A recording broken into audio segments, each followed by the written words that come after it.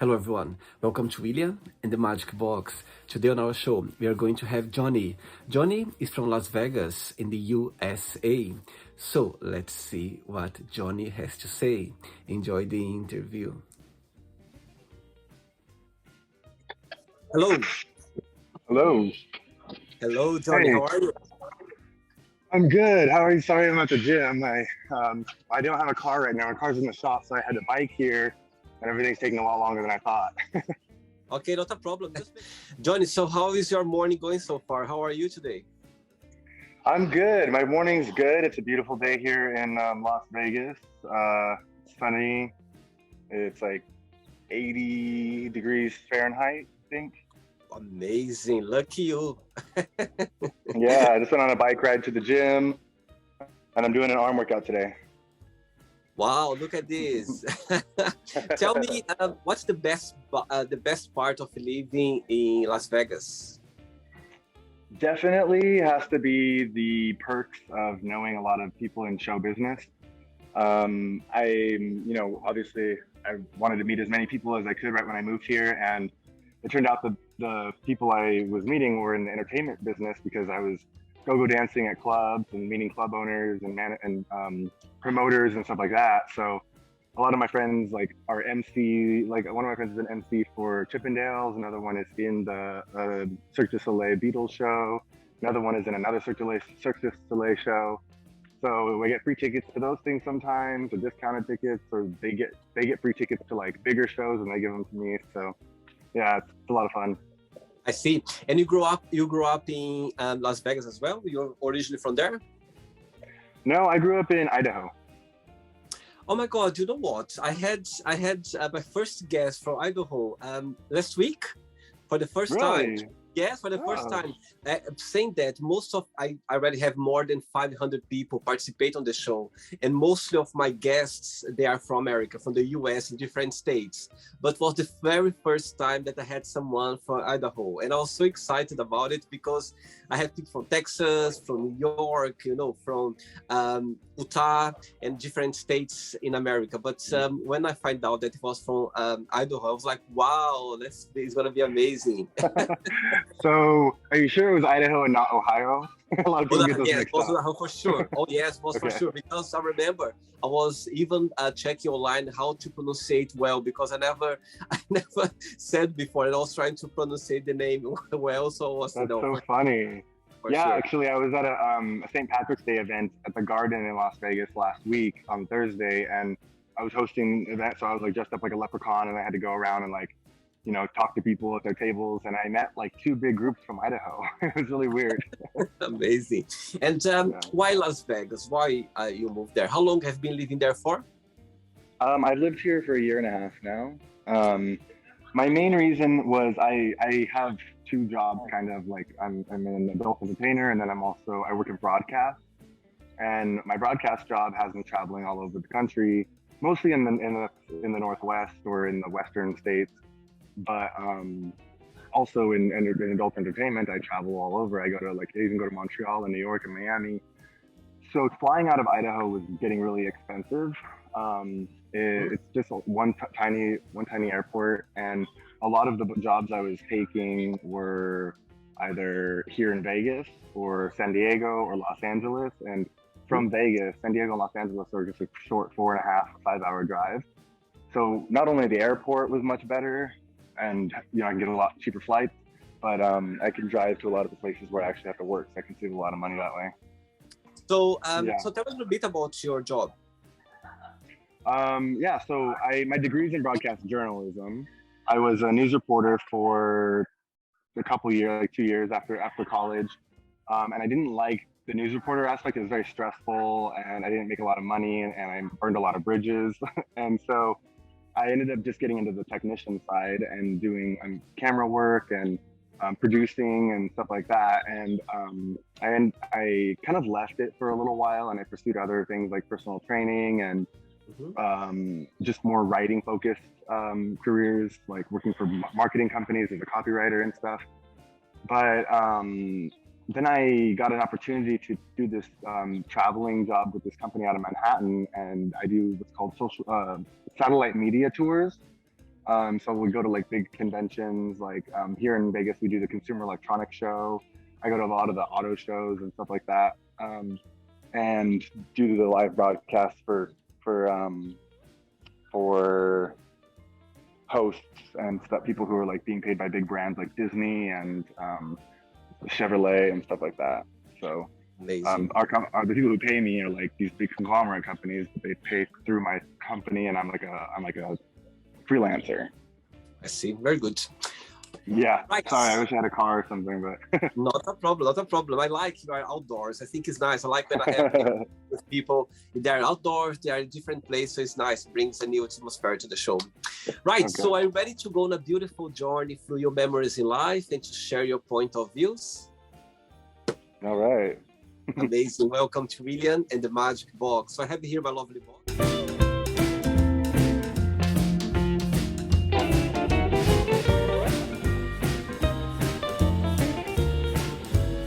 Full of random fun questions, okay?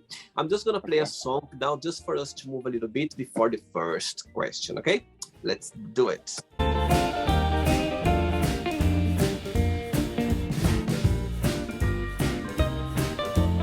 Yes, show me your Google dance skills. Yeah, that's all down here. Johnny, so just before we start the game, through the journey, if there is a question that you don't want to talk about for some reason, you don't want to answer, always can change, okay? All very friendly. Okay.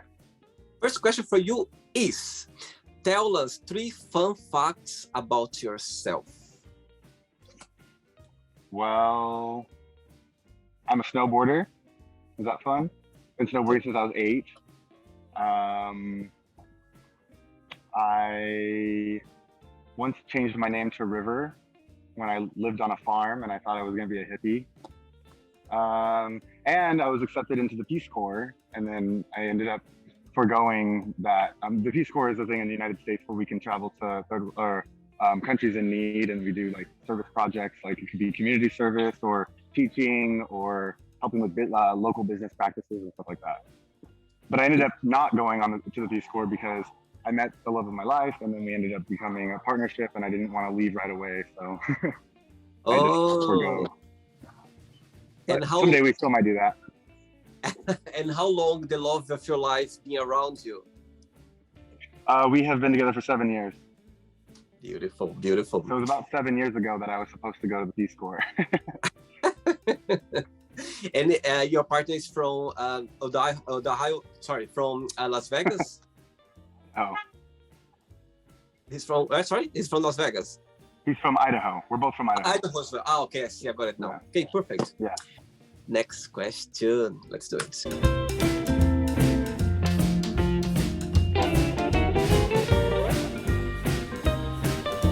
Before the next question, Johnny, tell me, as I can see, I was checking your profile and I can see that you are very into gym and fitness awards.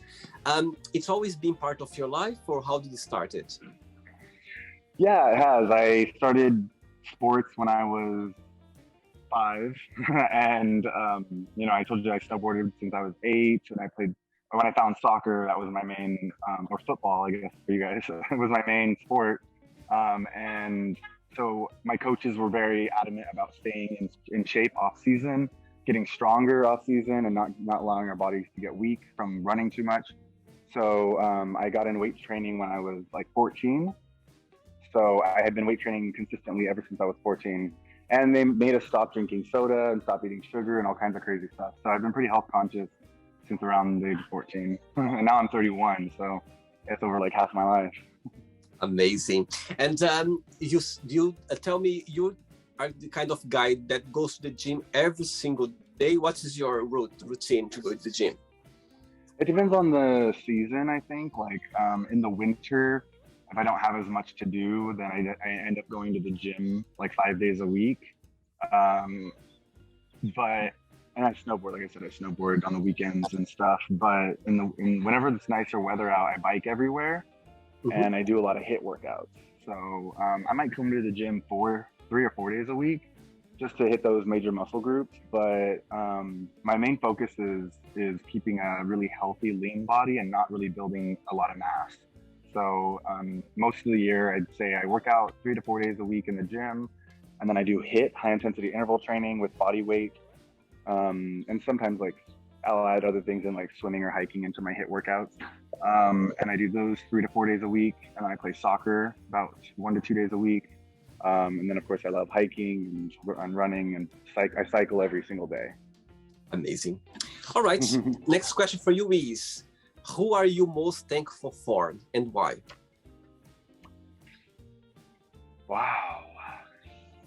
That's a hard one. I'd say I'm most thankful for my partner, because every day there's something to remind myself that I'm thankful for. Like today I was just thinking about the fact that we're both from the same community, and we met each other like long after moving away from our community and everything, but our parents live a couple miles away from each other, and we grew up, we went to the same high school. We just didn't know each other back then. We met much later.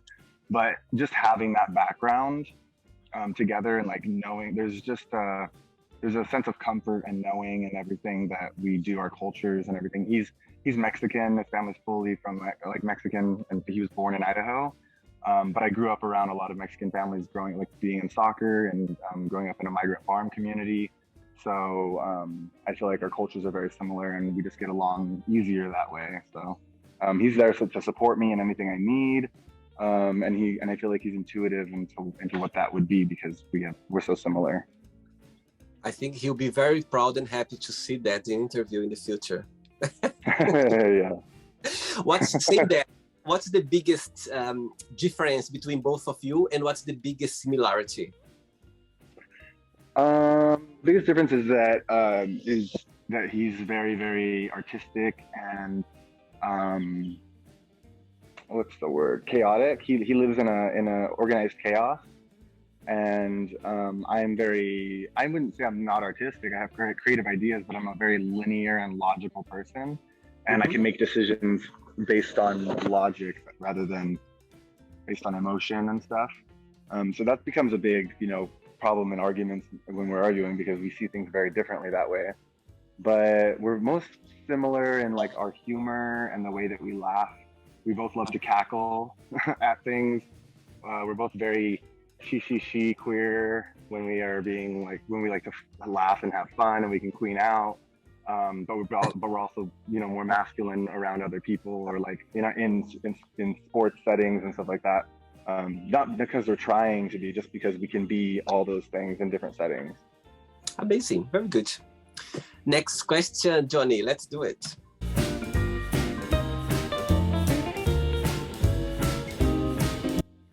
Amazing, I love it. I love the energy.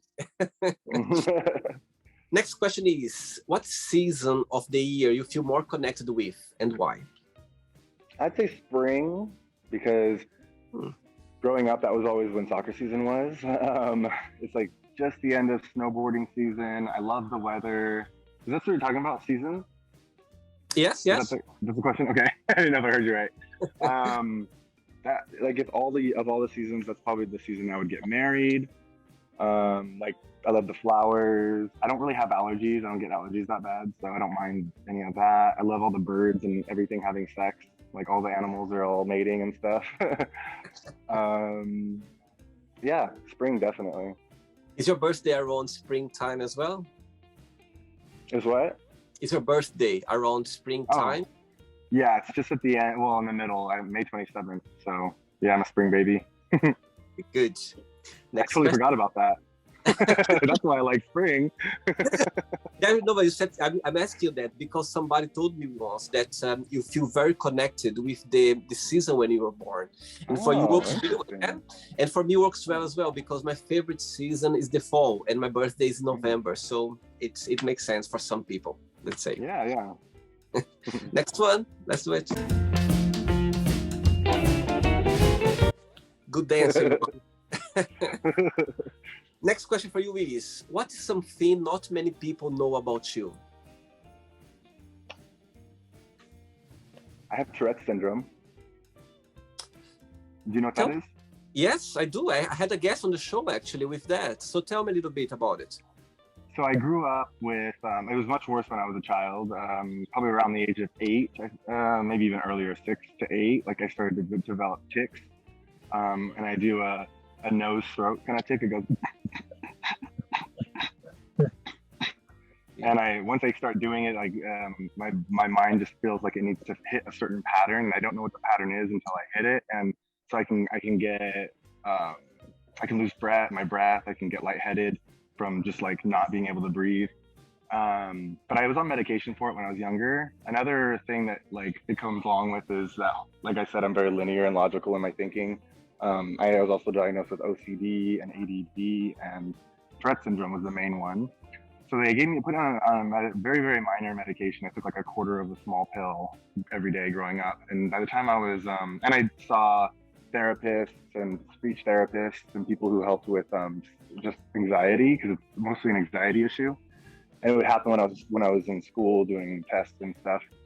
And so probably around, I'd say like the time when I was 15 or no, I'd say 17. By the time I was 17, it started to really calm down to the point where my OCD was pretty much under wrap. I could manage my ADD with coffee, and caffeine could help with my ADD. And I just really didn't need to take anything for the Tourette syndrome anymore, because I could meditate or just calm myself down with breathing techniques and stuff like that.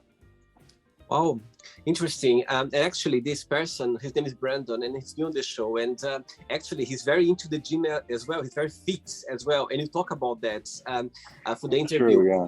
Yeah, I'll send you the link so you can check it out. And he's he got some tics, you know what I mean? He with his head, and he talks about how he can control. It's very interesting, because it was the first time I heard about that, and it was very interesting that he was explaining. I'll send you the link after, you can check it out. It was very good. Yeah. But that was something I noticed, and I think that's why I got a lot better in high school, because the more higher level I got in athletics, the more I was focused on my body and my breathing, and I got more intuitive with my body, the easier it became to handle. So that makes sense that he'd be really fit too. Thanks for sharing. Thank you.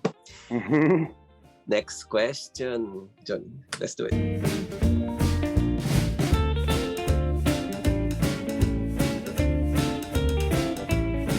There we go. Next question is, so far, what's the happiest day in your life, and why you consider that? I think the day that I graduated college was the happiest day of my life. I was the first person in my family to graduate from college. Most people above me, like my parents and my aunts and stuff, didn't even graduate from high school. And I went away for college. So for me, it was a big journey. You know, I left my hometown. I didn't really go back a lot, except for, on like holidays and stuff. And in that time that I left, I went to Humboldt State University in Northern California, which is a very hippie, granola, crunchy kind of area. It's known for its marijuana. And then I also studied, I did an internship in Miami, and then I did a couple different smaller work internships in New York and DC. So I got to see a lot of the United States and these bigger places and stuff, and it changed my perspective and everything. And then when I graduated, I just kind of took all that together, and my family was there for me, there to support me, and my aunts and uncles and people who I hadn't really seen in a long time, in 4 years, came to celebrate my graduation, and it just felt really special. Amazing. And being a gay guy, did you always have the support of your family? Yeah, when I was younger, when I was in elementary school, my mom would always ask, is there any girls at school you're interested in? And I would be all grossed out because I was in elementary school, and be like, no, Mom, you're weird. And then she'd be like, well, are there any boys that you think are cute? And I would get freaked out, what? Why would you ask that? Oh my God, that's so weird. And even later when I started to become attracted to boys, I still didn't think about that, as a possibility, and just for my own social reasons, I guess. And my dad was pretty homophobic. He would say things that made me realize I wouldn't be accepted if I came out.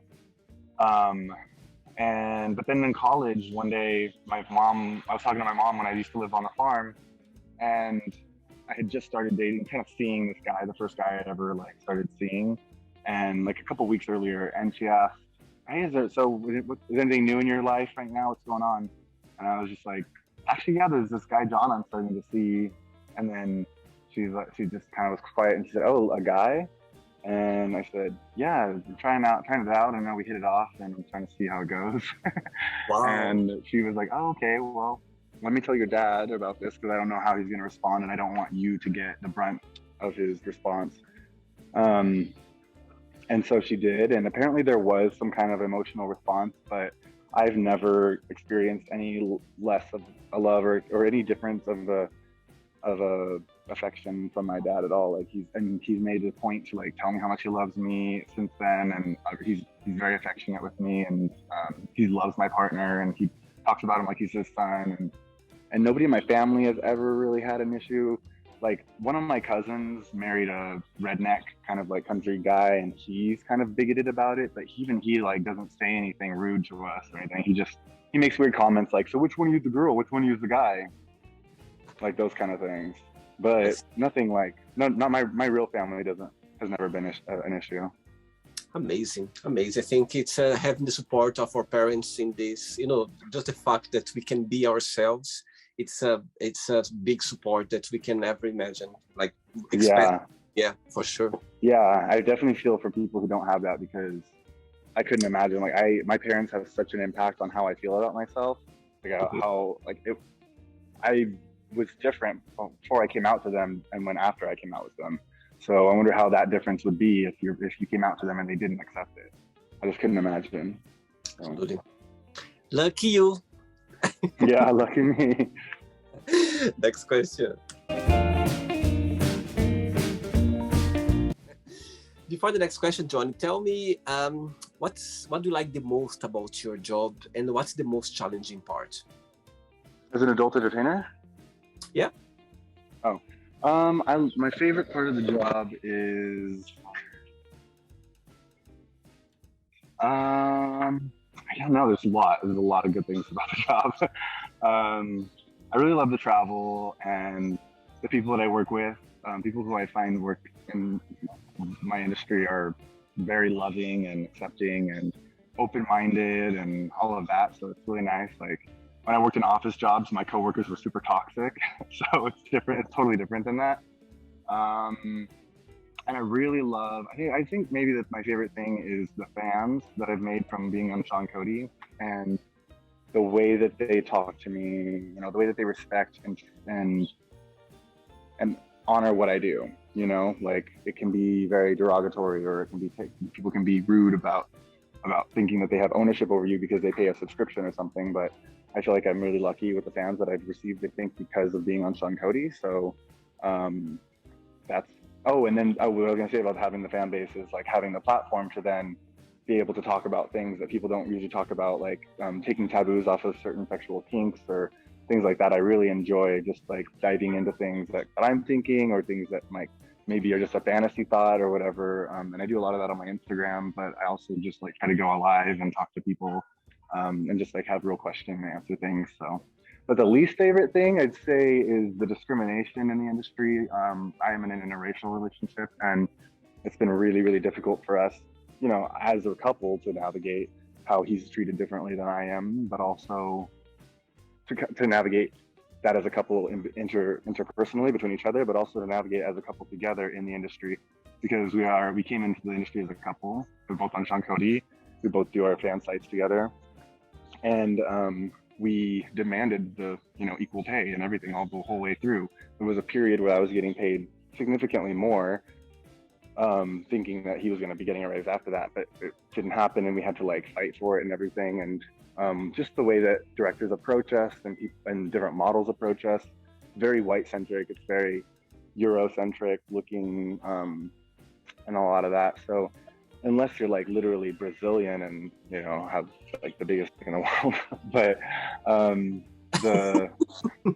maybe that's the only time that it's not really as bad. But for him personally, I think that we've gone through a lot of like really crazy racial tension stuff. So I don't like that. I see. Okay, next question is, if you could sit down with your 13 years old self, what would you say? Man, I don't know. You don't want to change anything, like butterfly effect. Anything I say to him is going to affect my life now, so I wouldn't want to change it. But you could maybe give just one advice or something that if you could, what I mean, you wish you knew it at the time, what that would be. Yeah. I'd say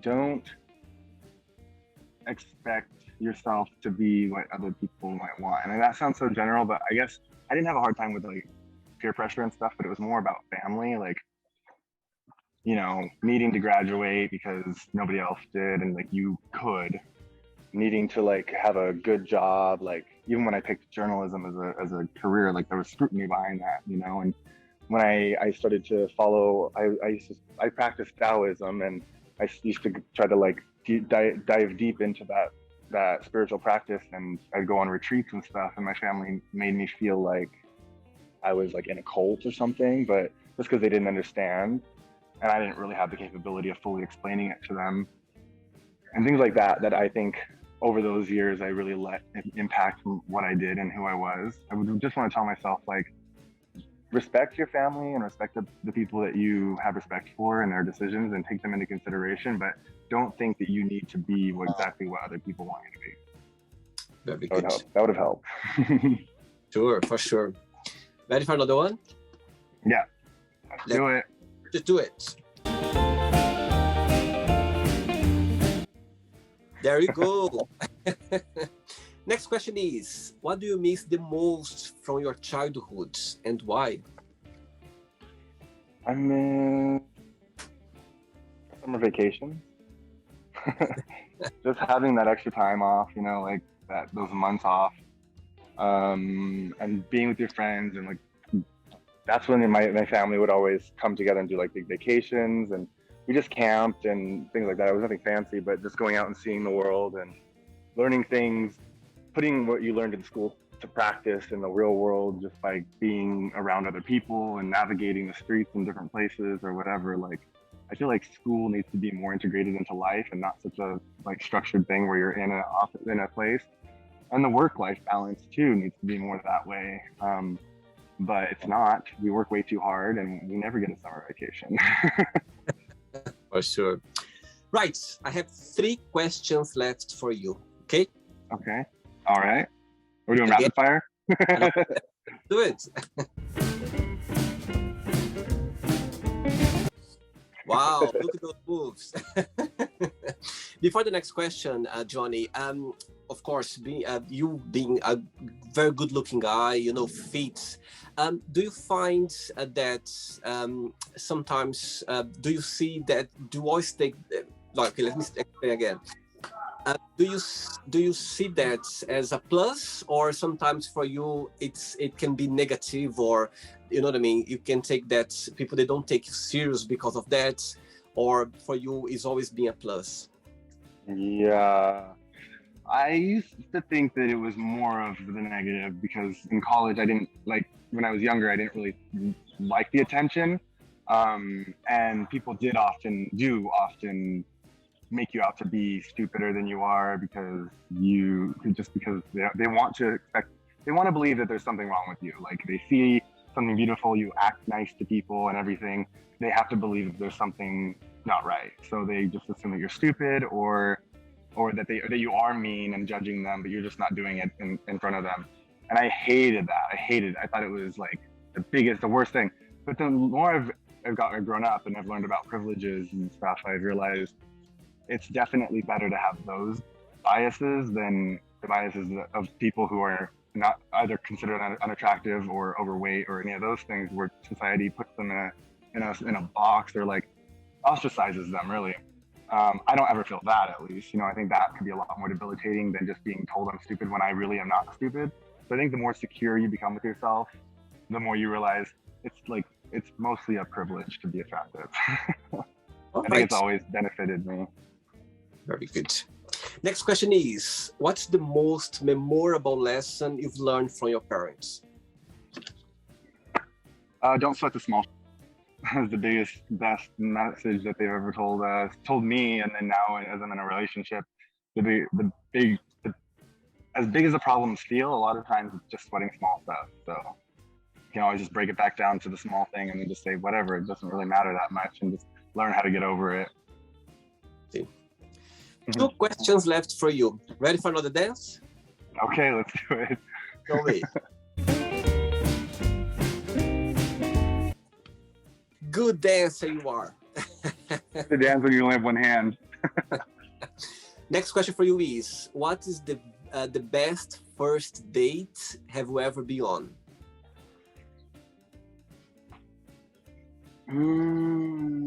Best first date.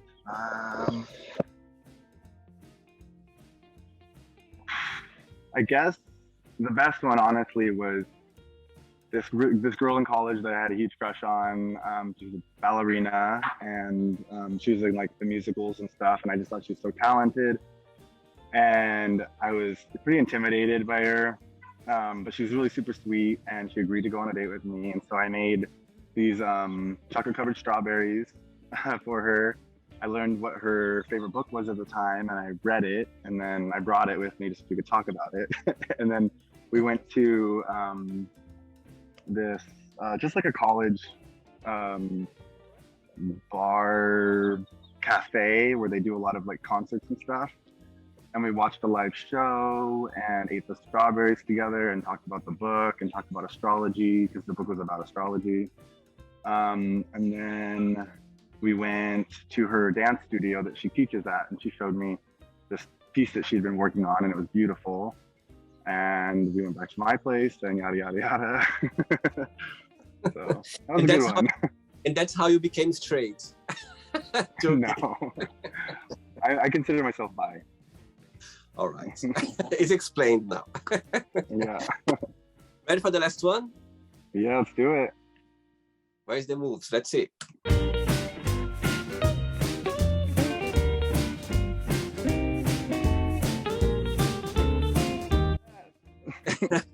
Before the last question, Donny, looking back in those last 2 years that the world went upside down regarding the COVID crisis, yeah? For you personally, what's the COVID crisis brought you, the biggest impact positive to your life and the biggest negative impact as well?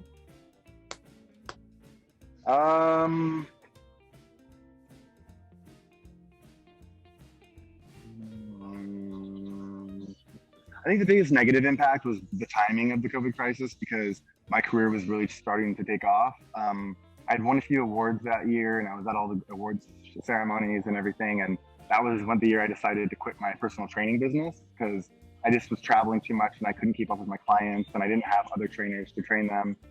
So, and I had a lot of group fitness classes and stuff, and I just couldn't do it all. So I quit like in, I want to say January of 2020. And then by March, like I had traveled all over through that time.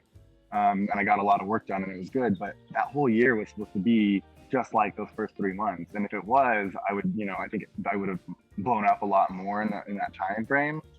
So for career-wise, it was kind of a damper. It put a big like stopper in the middle of my path. But at the same time, it really helped me and us first as a couple to slow down, because we were moving 100 miles an hour and getting involved into like the unhealthier side of the industry.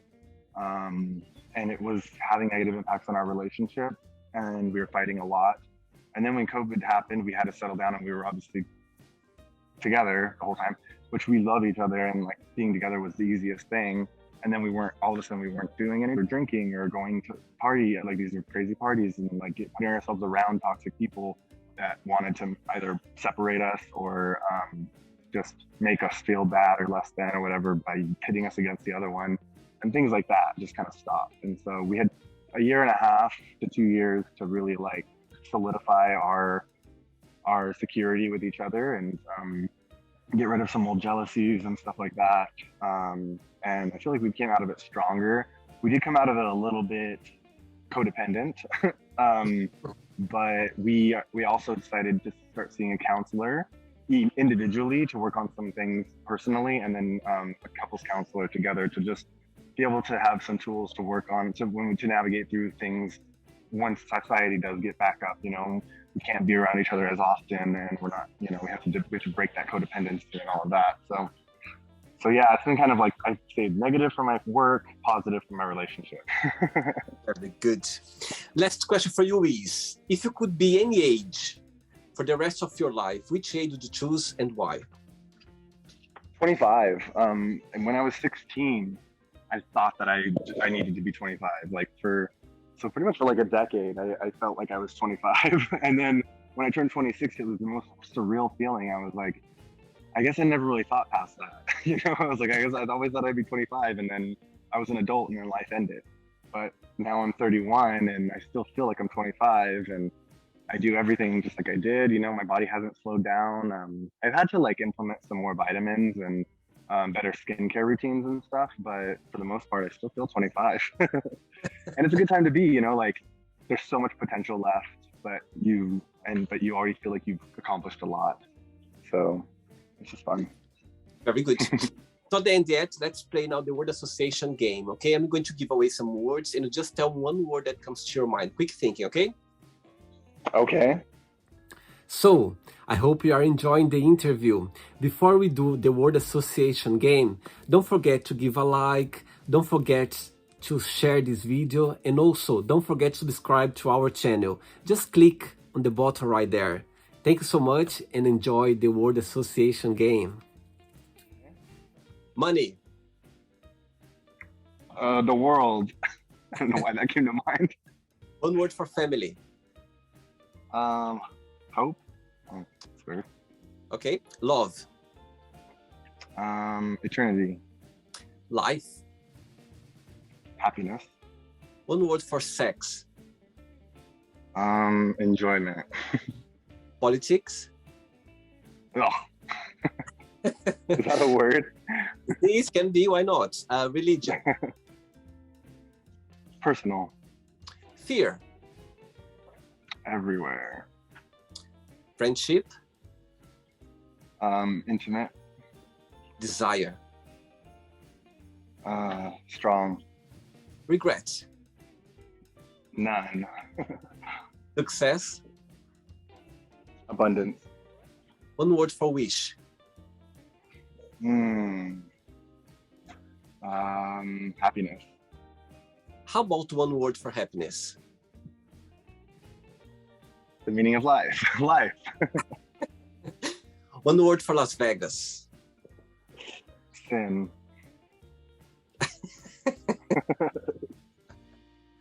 Oh dear, I love it. And one word for Idaho. Bigotry. And the last one now, USA. One word. Hurt. Actually, one more. One word for the fitness world. Fitness world. Energetic. Okay.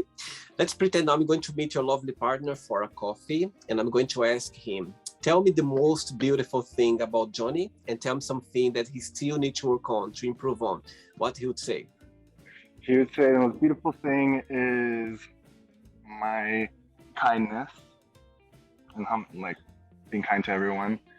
And he says that I need to work on my sense of direction. Interesting. Is that okay? He always talks about how I have the worst sense of direction. I can't ever find my way around anything. Right, let's play now Johnny and the Magic Box, and you can ask me a question. But before that, I'd like to see you dancing one more time. Let's do it.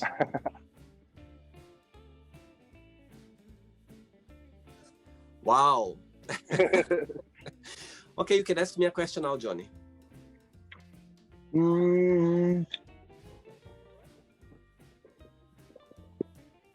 If you could live anywhere in the world, rent-free, where would you live? Las Vegas. I'm joking.